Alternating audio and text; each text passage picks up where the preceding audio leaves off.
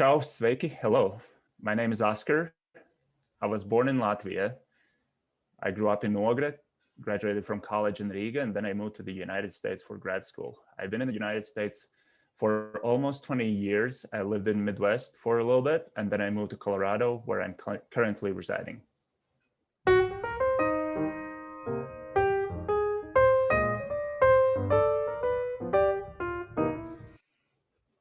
Hi, Oscar.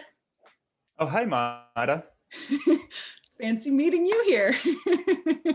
Thanks for joining us My today and pleasure. for sharing a little bit about your story, and most of which I don't even know. So it will be really interesting for me, and hopefully it will be interesting for some other folks too, to hear how you ended up in the States and where you came from. So um, can you start by telling a little bit about where you grew up and what that was like, what people were like there, what life was like there? Yeah, where did you come from? Yeah, absolutely. So I was born in Latvia back in the early 80s when it was still part of the Soviet Union. And I grew up in a big town for Latvian standards, the town called Ogre, not too far from Riga. And I was there, went to school there till about I was 15 years old. And then I started high school in Riga. So I still lived in Ogre and, kind of commuted back and forth between Riga and Ogre, and also went to college in Riga as well. So you're kind of, what is life in Uagda in general kind of connected to Riga because they're such close cities, or did you like, was that normal for Uagrans to go back and Yeah. forth, or? Absolutely, yeah. So my both of my parents, while I was growing up, they both worked in Riga, so they would commute back and forth every day. Um, Actually, where we lived in Oaxaca, we were, very close to the train station, and every morning and every evening, you could see throws of people just, walking to the train or back home at the end of the day. But it's very, residential town. It's sleeper town, as it's sometimes referred to. Um, it's a, I would say, typical Latvian town. A lot of blocks of flats where people live. Some people have their own family homes. We lived in an apartment. I have, I had two siblings growing up, and then when I was 13, we had another brother who was born. So ultimately, we were four kids and two parents. We grew up just across the street from the woods, so we spent a lot of time outside in hiking and just wandering around. The Dalga River is relatively nearby. The Uog River is nearby, so we also spent a lot of time, swimming or just hanging out by the rivers. Uh, Really, really outdoorsy type of lifestyle, even for Latvian standards. And how did the city influence you, if you feel like it did? So you had this nature part, but then you also went to school in basically the biggest city in the country. Yeah, so um, I think the more formative years up till age of 15, I was still in school in Uogre, and it was still kind of that um, small town or not the big city living. All the kids that I grew up with, but Riga was within arm's reach from us, so it was always, if you needed to get to the big city, it was so easy to get there, whether it was for entertainment or shopping, or every now and then I would go with my mom or dad to their work, when for whatever reason the school was not in session or whatever. So it was always kind of one leg in Riga, although I never felt belonging to it till I actually started going to high school in Riga, and that's where I started kind of spend more time on my own and start getting to know and understanding what the city life is like, which being in high school, it also comes with the entertainment and other things that high schoolers do. Yeah, yeah, that sounds like a Catcher in the Rye novel or something like that. Stick a high schooler in the city and all sorts of hijinks come about. Absolutely. But So I how, was also a very good student. Sorry, uh-huh. I just wanted No, to add no, to go that. ahead. I was always a very good student as well. I was, top three in the class growing up. I was, top three in high school, and so um, I never let the academic performance slide. I always kept it, a priority of mine. I knew that no matter how, it will be important, and which also led me to being able to get into the top college in Riga, and which then led to eventually my moving on to the United States on full scholarship. Not full scholarship, but scholarship. So one thing that you just said made me think, but it's also partly because I've spent time in Latvia, but you talked about being a good student. And what, from, if you kind of looked back to that period of time, what kind of, gosh, Latvian things do you like, especially now that you've lived in the States?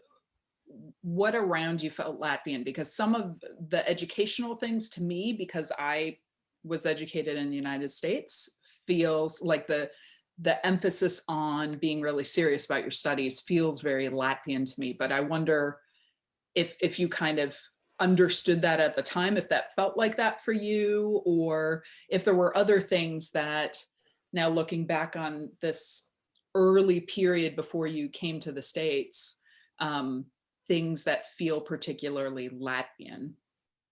Yeah. Um, it's certainly different now that I'm in the United States. What being Latvian means to me is different.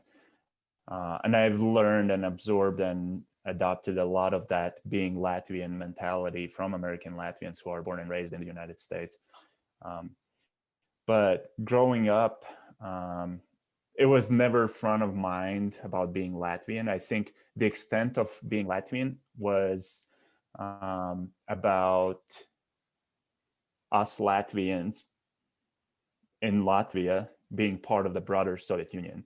And in my family in particular, there's a history of family members being oppressed by the Soviets, and another part of the family having fled the country during the Second World War. Um, my grandma and her family were deported to Siberia, where my mom was also born, and so there's a lot of immediate family experience. There's always that understanding that you're Latvian and it means something, but it was never specifically articulated. I think being a good student, I think it was associated less with being Latvian than with doing the right thing, and in certain ways kind of obeying to the expectation or obeying to the standard that was both imposed onto you but also self-inflicted. um, I think a lot of the quote unquote Latvian things that I learned growing up came from the fact that my grandfather had a lot of uh, his friends from the youth who had fled the country, and they used to be members of the same fraternity, Letoni. And so there was a lot of that tradition that my grandfather not necessarily carried or not necessarily passed on, but he was exposing us to it. Even though it was illegal in the Soviet days, he would still have his fraternity hat at home, and he would have the colors, and he would have the songbooks. So even as a little kid, like 5, 6, 7 years old, I I learned some of the fraternity songs from my grandfather. And later on, when I moved to the States, I met a few people in America where people are surprised that I know the songs that they don't even know, being members of the fraternity. So there was a little bit of that. I think another part was just the school curriculum around the Latvian literature, the Latvian folk songs that we were exposed to. It wasn't necessarily taught to us as a part of being Latvian. It was just part of what we did. Mm-hmm. Um, and and again, being, you know, the good student that I was, I learned them, I took them to heart. It wasn't necessarily, oh, I have to do this because I'm Latvian. It was more just like, you know, part of what I did. um, and yeah, I think the big difference was once I moved to the United States and I started, you know, kind of being more removed from my Latvian culture, where I actually started more actively thinking or recognizing that, you know, being Latvian is something more than just being. You know, you're not exposed or you're not involved in a culture on a daily basis. So just living doesn't cut it. So you actually, if you want to maintain a culture, want to maintain your identity, you actually have to make some effort to to be and maintain it. Yeah. And I think that's why I'm intrigued by having these conversations with folks, because there are a lot of things that are just the norm in one way, shape, or form. You don't really even know, and they're often not even written rules. But then once you're away from them, you're like, oh, I liked that. Oh, I didn't like that. Or this influenced me in this way. Or, you know, I like this new thing, want to adopt it from my new culture. um, and it kind of brings some of that stuff to light that's not, that you don't put your finger on as like, this is Latvian, or this is this. um, do you have any personal memories around, I guess, the height of being Latvian, which during that period of time, which would have been like the late 80s, the early 90s, like the Utmo, this period where there probably was more of a public conversation around what being Latvian meant? Mm-hmm. Yeah, absolutely. Uh, Before we get into that, I'll add a little funny story, a little anecdote, I guess. Um, one of the things kind of towards the end of the 80s, I was at the age where the little kids or preschoolers start moving into the more regimented school age and experience and all that stuff. And in Soviet Union, that came with, you know, certain kind of uniform, and you also had this badge that came with that. And, you know, a little kid being, you know, 5 or so years old, you always kind of looked forward to that because that was a symbol of, you know, growing up and being, you know, bigger and smarter and all of those things. And as the national awakening started, those things went away. And I remember that I was upset that I didn't get to go through that experience. So I didn't get to, you know, have that formality of, okay, now I'm a big guy. Now, you know, I'm grade 2 or 3, whatever that may be. So that I missed that experience, which obviously is stupid and it's part of the propaganda and growing the kids, but that was just a childhood experience for me as Yeah. a little kid. Aside from that, I remember the National Awakening years very, very well.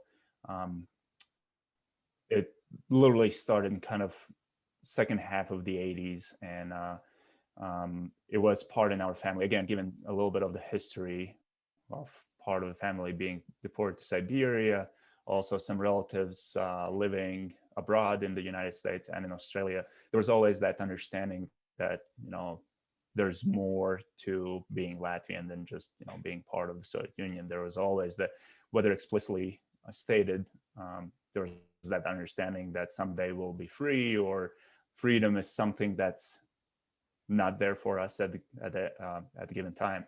So when I was 7 years old, I was part of the Baltic Way. So that was back in 1989, which I did not necessarily understand the symbolicism of that when I was little, but I certainly understood that it was something very important and, you know, big thing. And also there was a lot of the pop culture and rock musicians and songs, and everybody was thinking about the freedom, about waking up, about, you know, God help Latvia and that sort of stuff. There was the rock opera lodge places, which was a big thing. I think that was in 1989 as well.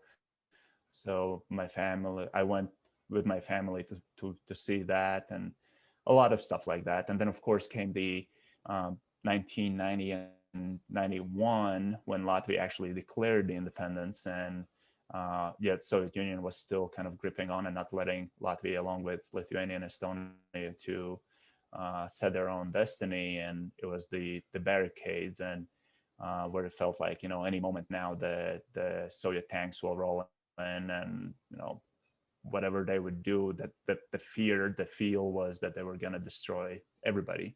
And my dad was amongst the people who were actually spending a few nights on the barricades. They were organized from their office, from their company where he worked. The trade union, if you will, decided that these are our dates. We're going to go as a collective, and we're going to be there and just barehanded stand against tanks if that's what happened. Luckily, it didn't happen, but also bear in mind I was 8 years old. My brother was a couple of years older. We had a little sister at the time, pretty much 24/7 at home, watching TV, trying to understand what's going on, news broadcasts about what's changing, what's developing. I remember there was one of the news anchors. I think she still works and is a news anchor at Panorama. But she was literally somewhere outside and reporting from what's going on, and she started kind of looking back as if something is coming at her, and then all of a sudden the screen just went radio silent, or the radio noise, and it was like, oh my God, what just happened? Is it happening now? So that was very real. And then ultimately Latvia became independent, which again, this is spread across several years, and it's like kind of, it's just always moving towards that direction. And then all of a sudden you realize, okay, it's here. So it wasn't like a big surprise. It was just like, naturally. But with that also came the early 90s and mid 90s, where the economy wasn't set up for free trade, and for a lot of people it was difficult to adjust from kind of centrally planned economy to free market economy, and that came with its own growing pains on individual family level, but also on a state level. And so I guess I don't know exactly where your timing is, but talk to me then a little bit about finishing university and where the initial idea or how you kind of came to this opportunity that you ended up in the States. Yeah, so I guess I have to start with my high school. So this was late 90s when I entered the high school in Riga, and part of the program or the culture at the high school was let's call it exploratory, entrepreneurial. Let kids, students, develop their personalities outside of the traditional academic curriculum.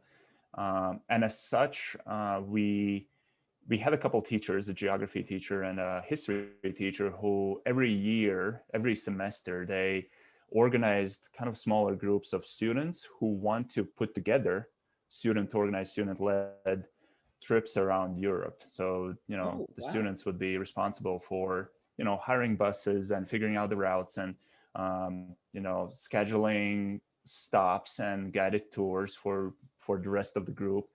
And I always was part of that, and I got to see a lot of Europe that way when I was in high school. And that kind of started seeding that understanding or the perspective that I am not just where I am. The world is bigger, and there's more to see, there's more to explore. And then by the time when I was in college, and part of curriculum was summer internships, and it was easy and very common for students in our college to take internships at local, say, Big Four or Big Five at a time, auditing firms, or the big CPG companies like Unilever and Procter and Gamble, or some local banks and stuff like that. And it was really, really easy to get those because those companies wanted to get the interns from our college.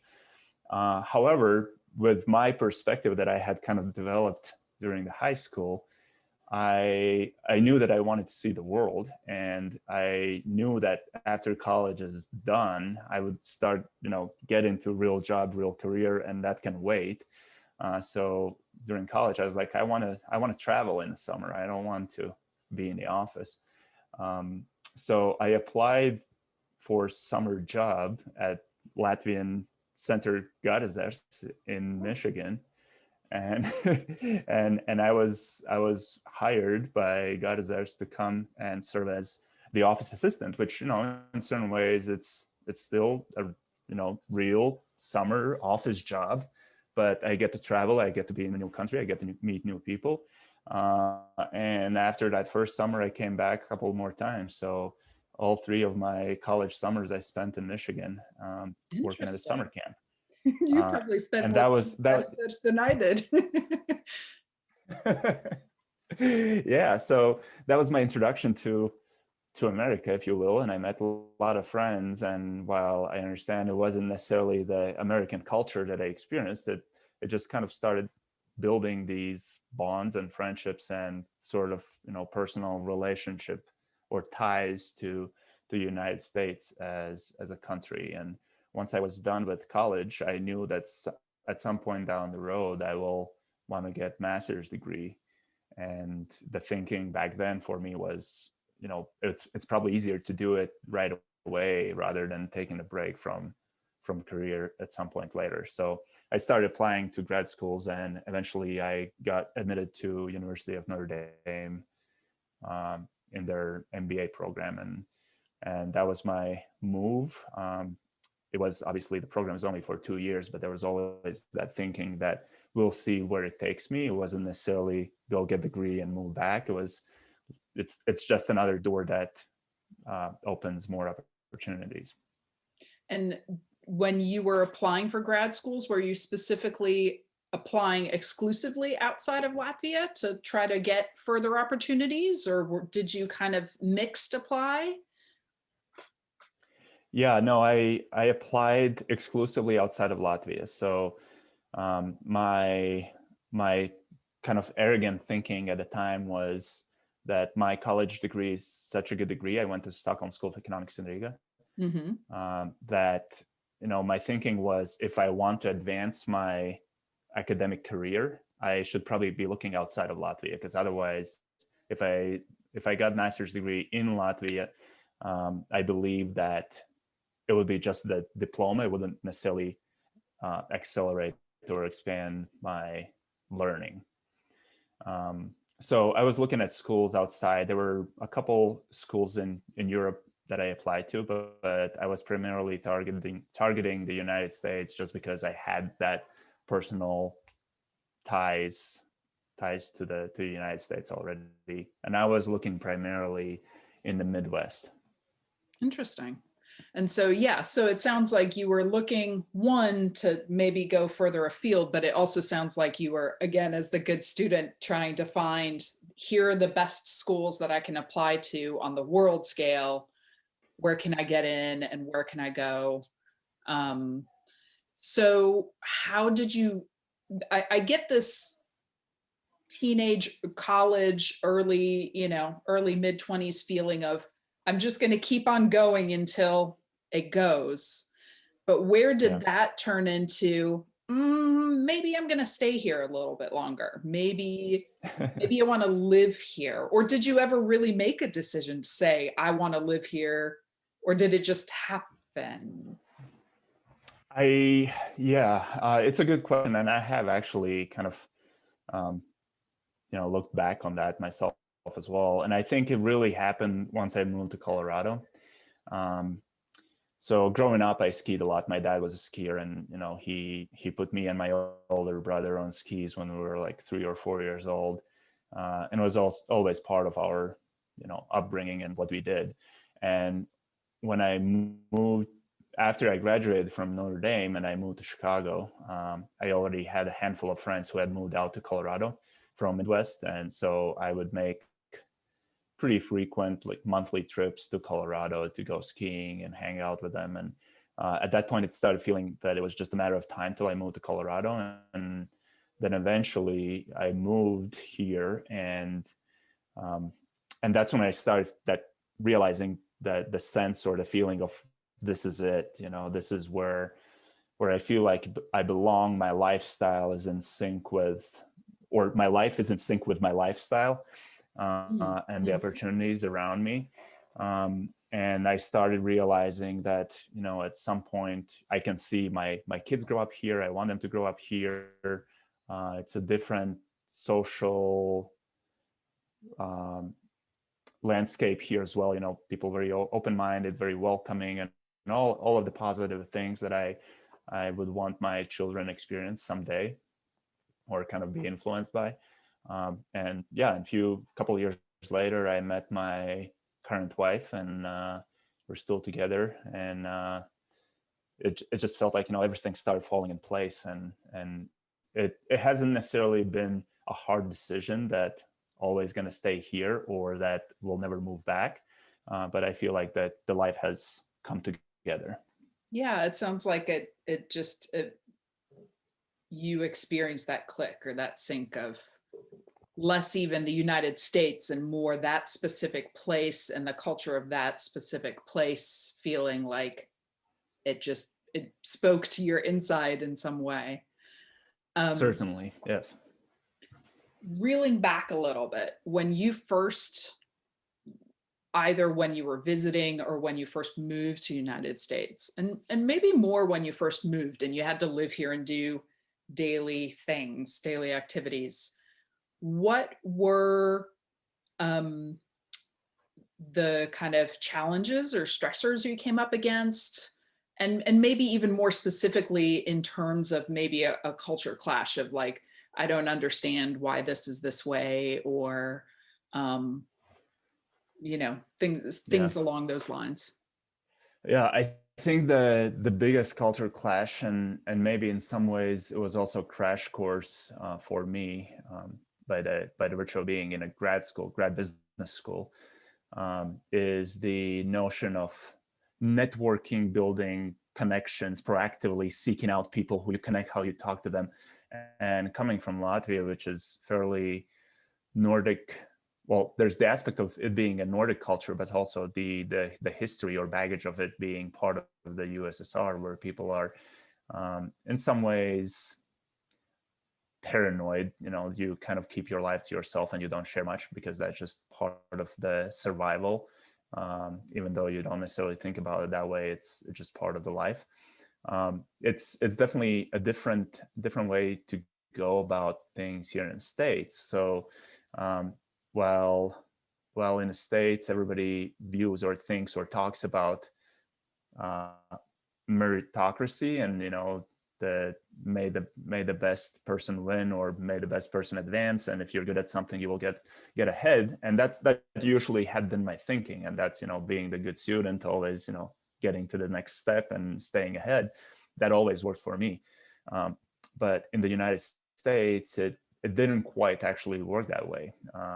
Just because I have a good resume doesn't mean that I'll be hired. It still took a while to build that connection and have that personal relationship, so that potential employer, and even if it's not employer, it's the say professor who can recommend me to somebody, or professor who actually may keep me in their mind for whatever.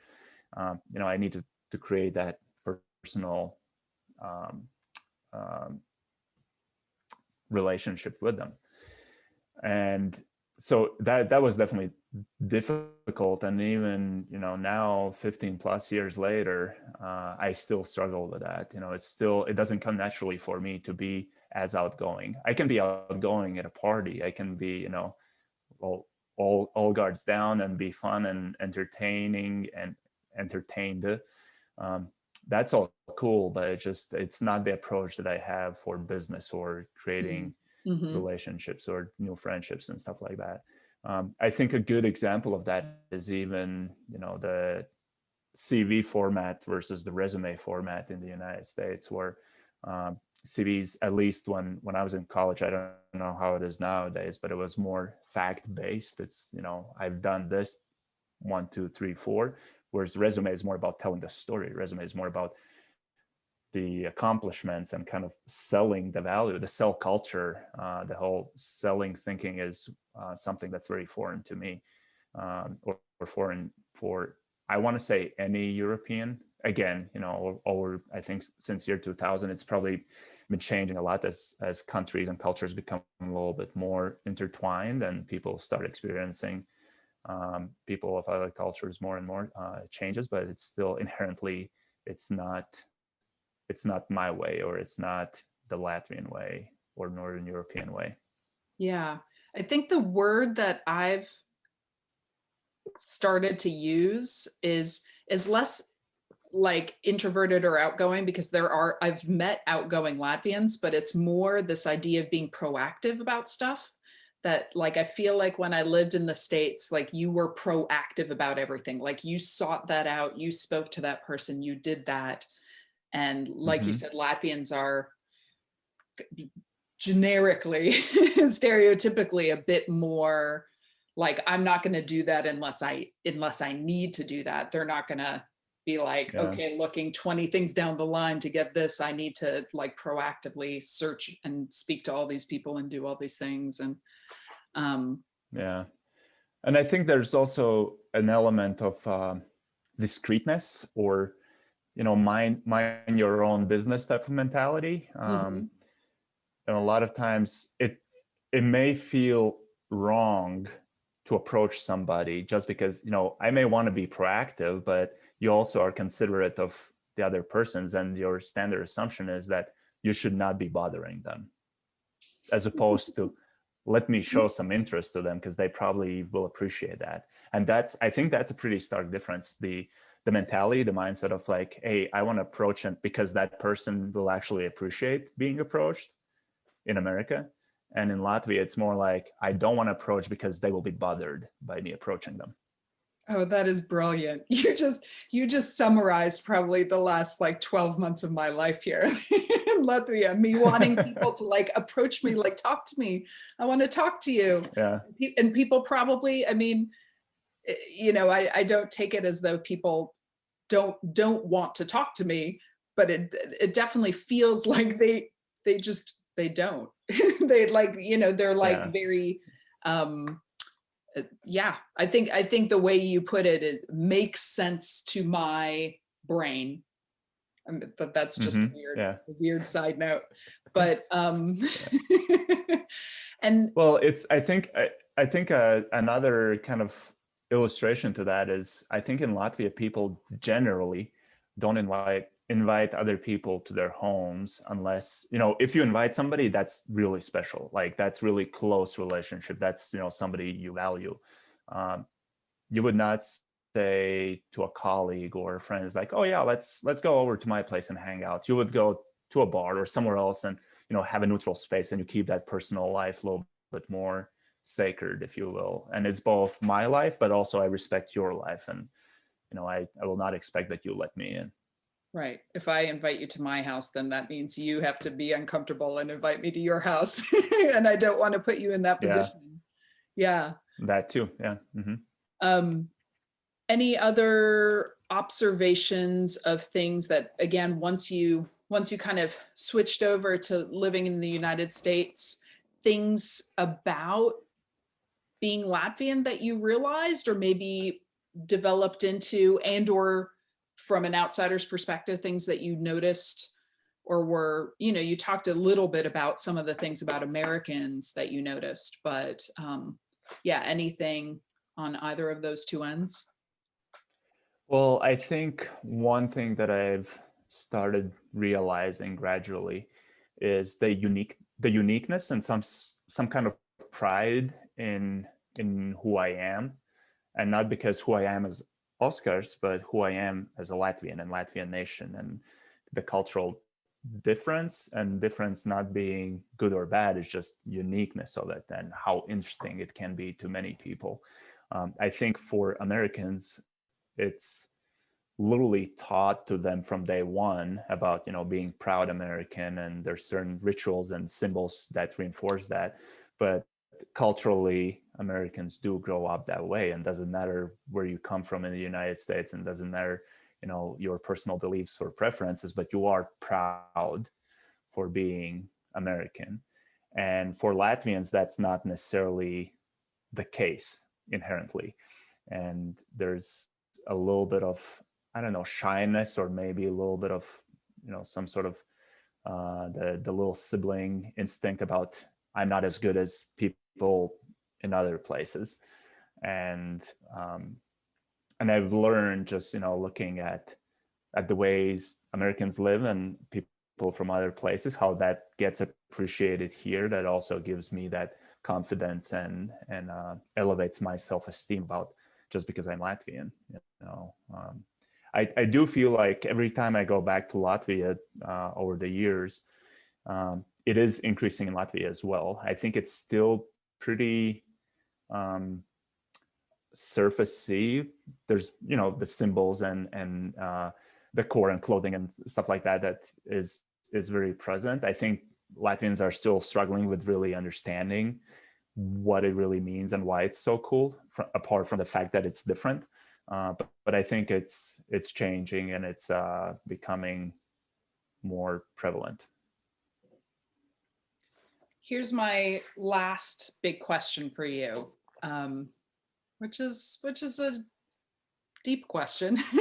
So you can answer it however you want, but do you feel like you belong where you are?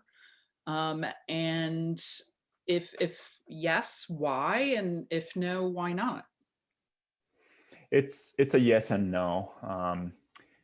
It's interesting. So I was actually in Latvia for about 5 weeks in October, November with my wife, and we haven't done that long trips to Latvia ever. And we did reflect a week or two ago, and my wife said, you felt you seemed a different person. You had more kind of this confidence and peace and all the things that probably come with being home,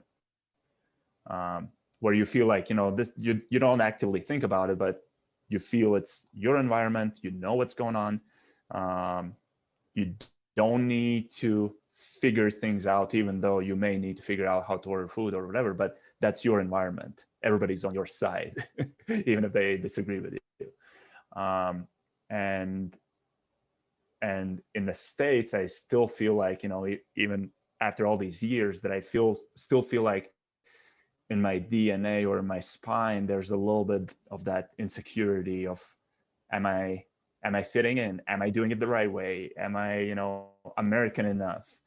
That, always keeps reminding itself. So, which, that would suggest that no, it doesn't quite feel at home. But in the meantime, I'm super comfortable. I love what I'm doing. I love the life that I'm creating and all of those things that do make it feel like home.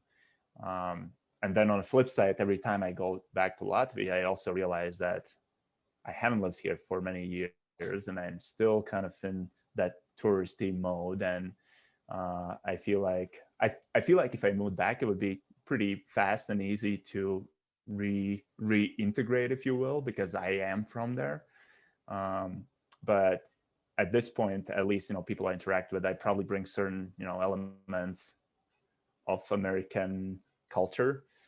People recognize that I'm not necessarily from there. They probably wonder. They probably hear some American accent in my voice. So it's, short answer is I don't feel at home in either place, and I do feel at home in both places. Yeah. Well, I think that's a great answer. It's a real answer. Any final thoughts to wrap up? Not really. I think the only thing that I wanted to say, I feel like there's so much more to talk, and I'm sure you will have more questions after we hang up. So I'm open to, hop on call again if you need to, or do it over email, whatever works for you. I'm all ears. I think this is a fun and very valuable project. Yeah. Well, Paul Dias, awesome. Yeah.